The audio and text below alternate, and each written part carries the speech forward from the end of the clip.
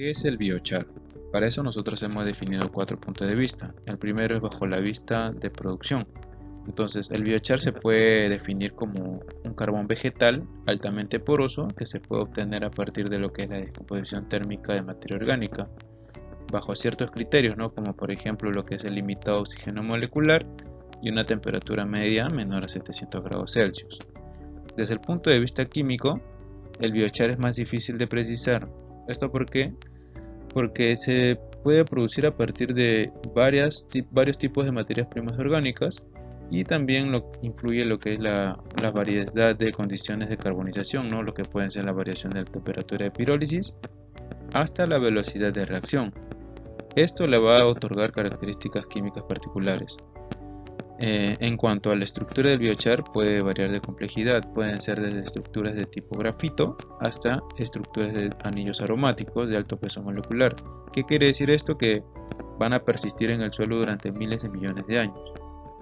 Ahora, en lo que es bajo el punto de vista aplicativo, el biochar se define como una enmienda del suelo debido a sus propiedades físicas, químicas y biológicas, además de las interacciones con el suelo y la planta. Además, el biochar es capaz de incrementar el rendimiento de los cultivos, va a ayudar a contribuir con el reciclaje de los nutrientes del suelo y también a lo que es la captura y fijación de carbono atmosférico en el suelo como carbono orgánico. Entonces, en general, el biochar es un término reservado para lo que son los materiales derivados de la biomasa de las plantas. Esto va a excluir a los productos de combustibles fósiles o de los carbón geogénicos. Cabe mencionar también que el biochar rico en carbono orgánico va a diferir de las cenizas producidas por la quema de biomasa a fuego abierto, y ya que estos contienen principalmente minerales como el calcio, magnesio y carbonatos inorgánicos. Ahora, ¿qué la biomasa que se usa para la producción del biochar? Para eso tenemos que tener en cuenta que en la actualidad la biomasa se está siendo considerada como una fuente renovable importante que ayuda a contribuir a la economía, también a lo que es la sostenibilidad y lo que es la seguridad energética de un país. Entonces, en general son muchas las materias primas potenciales para la producción de biochar. Además de tener en cuenta las propiedades deseadas, estos se van a encontrar en función de la selección, así como del método que se va a emplear para la producción. Entonces, teóricamente se puede aprovechar cualquier tipo de biomasa, desde residuos agrícolas, lo que son también residuos forestales, de granja y hasta lo que son residuos domésticos e industriales. Una vez definido lo que es el biochar y la biomasa que se utiliza para producir este, vamos a hablar acerca de las propiedades físico-químicas del biochar.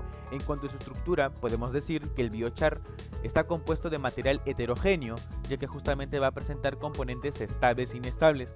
Sin embargo, los componentes principales dentro del biochar van a ser lo que es el carbono, la materia volátil, las cenizas y la humedad. Las cenizas vienen a ser las sustancias minerales y la humedad la cantidad de agua que está presente dentro del biochar, el cual estos componentes van a variar dependiendo de la cantidad y el origen de los residuos y también de las condiciones en las cuales se lleva la pirólisis. Es por eso que en el carbón fijo se puede obtener entre un 50-90% en masa del biochar. Los materiales volátiles se pueden encontrar entre 0 y 40%, las humedades, o quiere decir también la cantidad de agua presente, entre 1 y 15, y las cenizas entre 0,5 y 5%. Hay que tener en cuenta de que para la humedad tiene que ser menos, la humedad siempre se tiene que encontrar en una menor cantidad y así el biochar va a ser mucho más efectivo, ¿ok? Ahora, hablando acerca del contenido de carbono total y nitrógeno, el contenido de carbono total aproximadamente se encuentra en un intervalo entre 172 y 905 gramos por kilogramos de biochar, la cual la media va a estar por debajo de los 550 gramos por kilogramos.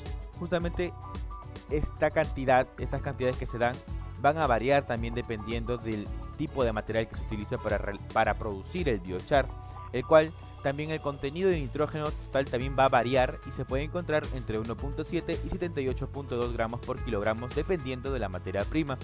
Bueno, a pesar de que nos encontramos un alto contenido de nitrógeno que está en el biochar, este justamente no es necesariamente beneficioso para los cultivos, ya que este nitrógeno se encuentra principalmente en una forma no disponible, por lo cual no van a poder utilizar las plantas. Entonces, se da lo que es la relación de carbono-nitrógeno, y esta relación de carbono-nitrógeno en el biochar se tiene que encontrar entre 7 y 400, en el cual se va a utilizar como un indicador de la capacidad que tienen los sustratos orgánicos para liberar nitrógeno inorgánico cuando se incorpora en los suelos. Según Sullivan y Miller en su investigación, esta relación de carbono y nitrógeno altas que se encuentran en el biochar van a causar lo que es una inmovilización del nitrógeno y por tanto una deficiencia de nitrógeno en la planta, lo cual el límite que se fija justamente para que sea beneficioso va a rondar entre 25 y 30, por la cual el biochar haga su efecto. Pero esto no se va a cumplir en todos los casos del biochar, ya que la mayor parte del biochar va a ser un carbono altamente recalcitrante a la acción biológica y que no es fácilmente mineralizable, por lo que la inmovilización del nitrógeno por una alta relación de carbono y nitrógeno en el biochar va a ser despreciable. También, con el contenido de fósforo y potasio, el contenido de fósforo y potasio presentes en el biochar se van a encontrar en un amplio rango de acuerdo también a las materias primas utilizadas, en el cual estos materiales, ya sea de fósforo y potasio y tanto nitrógeno, se van a encontrar en mayor cantidad que utilizando fertilizantes. Entonces se puede utilizar también como un tipo de acompañamiento también para algún tipo de compost o abono. Y bueno, en cuanto a la distribución del tamaño de partícula, la distribución de la partícula en el biochar se va a ver influenciada justamente en la naturaleza de la biomasa alimentada y las condiciones de la pirólisis. Justamente esta contracción y el desgaste que va a sufrir el material orgánico durante el procesamiento va a originar una variedad de tamaños de partícula en el producto final, y la intensidad de estos procesos depende justamente también de la tecnología de pirólisis. Entonces, hemos visto que en estos tres parámetros que hemos podido observar, lo que va a depender básicamente va a ser la cantidad y el origen del material que se va a utilizar y también del proceso de pirólisis. Es por eso que es muy importante. Ahora, en cuanto a las propiedades químicas, podemos hablar básicamente del pH, en el cual el pH va a ser un parámetro que se va a considerar y que puede tomar valores bastante variables, ya que hay muchos autores que toman, por ejemplo, valores de entre 4 y 12, variables entre 6.2 y 13, y también, por ejemplo, Kameyama, en el que hemos puesto, el pH varía entre 6 y 12, pero como pueden observar no es tanta la diferencia, la mayor es entre 13 y 12, entonces no hay ningún problema.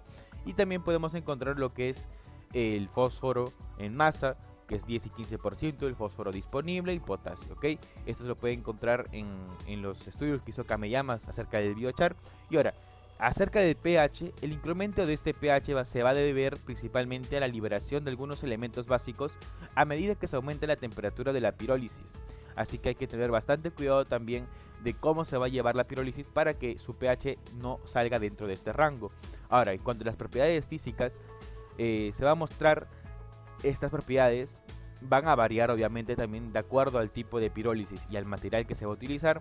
Pero por ejemplo, la tabla que hemos presentado aquí es acerca de Reram, el cual él utiliza en su investigación propiedades del biochar. Utiliza biochar a partir de residuos, por ejemplo madera dura, madera blanda y papel de oficina, en el cual se puede obtener, por ejemplo, un área superficial de 120 a 160 metros cuadrados por gramo, una densidad aparente de 0,6 a 0,75 gramos por mililitro y un volumen de poros de aproximadamente 1 centímetro cúbico por gramo. Entonces, para resumir, no hay una fórmula para hacer biochar, y dependiendo de la cantidad y también de qué tipo de residuo sólido orgánico utilicemos, se va a obtener distintos tipos de parámetros, ya sea químicos o físicos. Así que es muy importante, antes de aplicarlo en el suelo, llevar a hacer un monitoreo o llevar a hacer algún tipo de parámetro o a llevarlo a un laboratorio para que pueda ser analizado el biochar. Bueno, esto sería hasta aquí mi parte y pasamos a continuación con el proceso de pirólisis.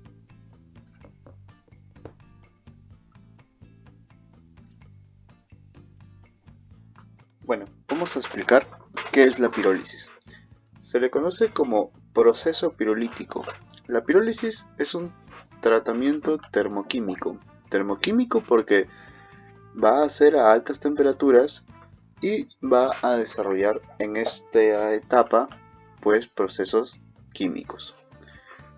que se puede aplicar a cualquier producto orgánico basado en el carbono. En este caso, pues estamos viendo la madera, que va a descomponerse o va a generar hidrógeno, monóxido de carbono, metano, combustibles líquidos o carbón.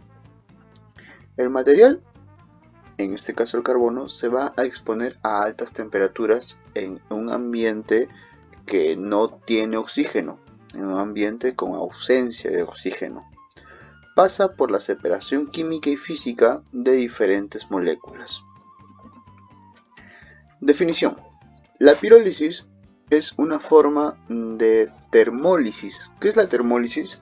La termólisis es prácticamente la valorización energética que se le está dando a este material, pero con tecnologías más modernas, que puede ser definida como una descomposición térmica que experimenta este material cuando se encuentra en ausencia de oxígeno o en algún tipo de reactante o reactor. En este caso, en la figura estamos viendo un reactor. Se va a meter ahí la madera, se va a elevar a altas temperaturas y esto va a producir pues gases como el hidrógeno, carbono, oxígeno. La descomposición sufrida se puede llegar a producir por medio de una serie bastante complicada de reacciones químicas, de procesos de transferencia de materia y de calor. Cuando se produce en forma extrema, dejando únicamente el carbono como residuo, se le conoce como carbonización. Eso es en su forma extrema. En algunos otros casos sí se va a introducir cierto porcentaje mínimo de oxígeno en donde se va a dar una combustión incompleta. Esto ya no se va a llamar carbonización, sino gasificación. En la carbonización se van a producir ciertos gases, como estamos viendo en la figura. Lo que se va a desechar como de forma física va a ser carbón. Si bien la masa va a ser mínima, va a ser menos de lo que entró, su poder calorífico, su poder energético va a ser mayor. Con respecto a los gases, luego de pasar por un proceso de enfriamiento, se va a producir dos tipos de estados, el gaseoso y el líquido. En el estado gaseoso se van a producir moléculas como, por ejemplo, el monóxido de carbono, el dióxido de carbono, el metano, el etano y el etileno. Y por otra parte, los residuos líquidos van a ser aguas, fenoles o alquitranes. Por medio de la pirólisis podemos llegar a obtener diferentes productos secundarios, como los ya mencionados. Proceso de la pirólisis. Es la primera etapa en la que se produce una descomposición de forma lenta. La primera etapa es la descomposición de forma lenta, produciendo al mismo tiempo pequeñas cantidades de agua, oxígeno, carbono, hidrógeno o metano. Esta etapa de la carbonización tiene un mayor poder calorífico, tiene una mayor malturabilidad y una optimización de la combustión. O sea, la combustión va a ser completa, como ya lo mencionábamos. Esta descomposición se produce como consecuencia de la ruptura de enlaces debido a estas altas temperaturas y como consecuencia va a liberar los gases ya mencionados que han estado retenidos en el carbón. La segunda etapa es conocida como la etapa de la descomposición térmica. Esta etapa se inicia relativamente en los 360 grados y finaliza en los 560 grados. La última etapa se produce a temperaturas ya elevadas, por sobre los 600 grados centígrados, y se caracteriza por la eliminación del hidrógeno. En términos resumidos, la pirólisis es convertir la materia orgánica, como la madera, en carbón vegetal, en gases combustibles y en hidrocarburos líquidos. Gracias. Y siguiendo con la exposición, soy Antonio Villanueva y yo voy a hablar sobre los beneficios del biocarbón. Como sabemos, el biocarbón va a tener bastantes mejoras considerables para el estado del suelo, como lo que es la alta capacidad de retención de la humedad, la porosidad elevada, la cual lo dota de propiedades absorbentes del suelo, también el alto contenido de carbono y el bajo contenido de nitrógeno que tiene ayuda a la fijación del carbono en el suelo. También sabemos que puede obtenerse de varios tipos de residuos como los forestales, agrícolas e incluso urbanos. Al tener una alta porosidad también incrementa la aireación del suelo, lo cual hace que aumente el crecimiento de las plantas y la facilidad de la manipulación y laboreo del suelo. Y por último tenemos la capacidad de intercambio catiónico, la cual incrementa la retención de compuestos como el amonio, el potasio, el calcio y el magnesio.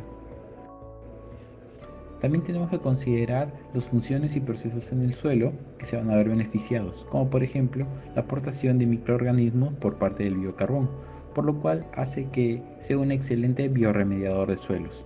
También vemos que aumenta su permeabilidad del agua debido a la porosidad que se da por el biocarbón, y eso hace que reduzca la escorrentía y los costos de riego. También se demostró que el biocarbón retiene elementos metálicos pesados como el zinc, el mercurio, el cromo, el cobre y el níquel, y hasta podemos también considerar el arsénico. También favorece la absorción de elementos orgánicos como herbicidas, pesticidas y enzimas. Y por último tenemos que hablar también del secuestro de carbono y el cambio climático.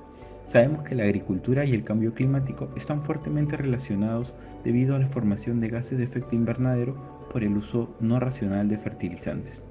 Esto hace que el uso del biocarbón sea un beneficio gracias a la captura del carbono que éste tiene. Mediante un análisis del ciclo de vida del biocarbón, se ha podido demostrar que puede existir emisiones de gases de efecto invernadero atrapadas de diversas formas. Esta capacidad de biocarbón contribuye al secuestro del carbono y también disminuye los gases de efecto invernadero gracias a las tecnologías adecuadas que se usen y respetando también las áreas de cultivo.